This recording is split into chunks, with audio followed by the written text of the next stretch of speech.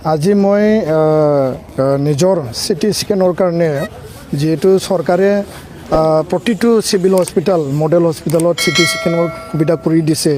মই নিজে চিটি স্কেনৰ কাৰণে ইয়াতে আহিছিলোঁ।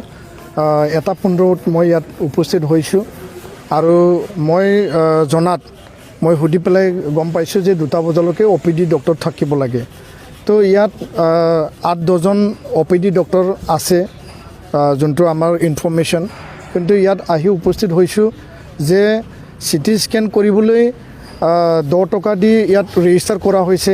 তাৰপিছত ডক্টৰত এটা লিখি দিব লাগে যে চিটি স্কেন কৰিব। তো চিটি স্কেন কৰিবৰ কাৰণে কোনো এজন ডক্টৰ মই বিচাৰি পোৱা নাই। আৰু আচৰিত হ'লোঁ যে ওদালগুৰিৰ মাজমজিয়াত 200 বেডেড মডেল হস্পিটেলত আজি medicine doctor, gynaecology doctor, ENT doctor বা আন যিবিলাক ডক্টৰ আছে ইয়াত সকলো ডক্টৰ ইয়াত দিয়া হৈছে। যদিও শ্বৰ্টেজ আছে কিন্তু যিখিনি লাগে ইয়াত ডক্টৰবিলাক আছে। কিন্তু 1:30 বজাত বা 1:15 যদি ডক্টৰ নাথাকে তো সাধাৰণ ৰাইজৰ কি অৱস্থা হ'ব। আৰু ৰাতিপুৱা ভাগত আমি গম পাইছোঁ বিভিন্ন মানুহে আমাক অভিযোগ দিছে যে মানে ছাৰ আপুনি আহি আমাক মানে ভাল কৰিলে যে ইয়াত মানে ৰাতিপুৱা ভাগত সময়মতে ডক্টৰ আহি নাপায়। খাটি খোৱা দৰিদ্ৰ শ্ৰেণীৰ লোক, দিন হাজিৰা কৰা লোক ইয়াত বিভিন্ন বেমাৰ আজাৰক লৈ পেলাই চিকিৎসা কৰিবলৈ আহে। যিহেতু বিনামূলীয়া চিকিৎসা হয় বা কম মানে পইচাত ইয়াত চিকিৎসা প্ৰদান কৰা হয়। কিন্তু এই 200খন হস্পিটেলত আজি চিকিৎসাৰ নামত মানে ডক্টৰে ইয়াত উপস্থিত হোৱা নাই সময়মতে। মই অসম চৰকাৰৰ মুখ্যমন্ত্ৰী ডাঙৰীয়া, স্বাস্থ্যমন্ত্ৰী ডাঙৰীয়াক আহ্বান জনাম।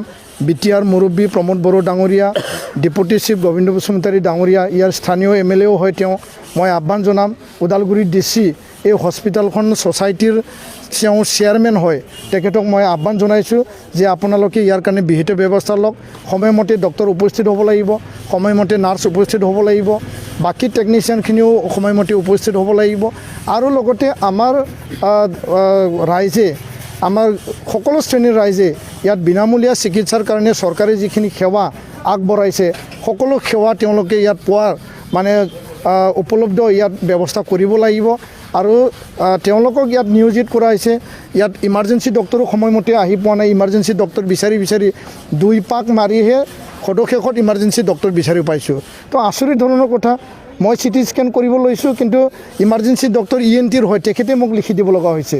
তো ইয়াৰ কাৰণে আমাৰ অঞ্চল যদি উন্নত হ'ব লাগে, স্বাস্থ্য ক্ষেত্ৰত আমি যদি শক্তিশালী হ'ব লাগে, আমাৰ স্বাস্থ্য যদি আমি ঠিকে ৰাখিব লাগিব, ডক্টৰে চিকিৎসা কৰিব লাগিব, চিকিৎসা প্ৰদান কৰিব লাগিব।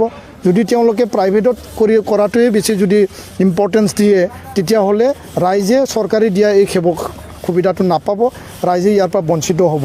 তো তেওঁলোকে প্ৰাইভেট প্ৰেক্টিছ কৰে বুলি বহুতে অভিযোগ দিছে। ইয়াত মানে হস্পিটেলৰ সময়ত during the hospital time they are engage in private practice. Private practice কৰা অভিযোগ অসমৰ বিভিন্ন প্ৰান্তত আছে আৰু ইয়াতো আমি গম পাইছোঁ যে ওদালগুৰিতো প্ৰাইভেট প্ৰেক্টিছ কৰে।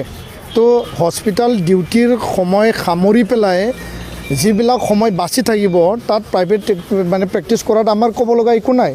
কিন্তু হস্পিটেলৰ সময়ৰ যি 9টা বজাৰ পৰা 2টা বজালৈকে যি সময় বান্ধি দিয়া হৈছে বা ইমাৰ্জেঞ্চি ডিউটিত যাক দিয়া হৈছে, আমি ইয়াতে গম পাইছোঁ যে এসপ্তাহত এবাৰ ইমাৰ্জেঞ্চি ডিউটি থাকে এজন ডক্টৰৰ। সেই ইমাৰ্জেঞ্চি ডিউটিৰ সময়তহে তেওঁলোকে ইয়াত উপস্থিত হয় আৰু আন সময়ত তেওঁলোকে মানে সময়মতে উপস্থিত নহয়। তো টাইমটো পালন নকৰে নাই। OPD টাইম পালেতো ময়ে পালোঁ হয় না, মইতো পোৱা নাই। তো 1:15 বজাত মই OPDত 4 পাক ঘূৰিছোঁ। ইয়াত মানে গোল চক্কৰ আছে, তো তাত 4-5জন ডক্টৰ থাকিব লাগে, এটাও OPD ডক্টৰ নাই। পিছত 2 পাক ঘূৰি পেলাই আকৌ বেলেগ পিনিহে ইমাৰ্জেঞ্চি ডক্টৰ মই বিচাৰি পাইছোঁ। তো ইয়াৰ কাৰণে সেইটো লৈ আমি মানে কঠোৰ মই নিন্দা কৰিছোঁ।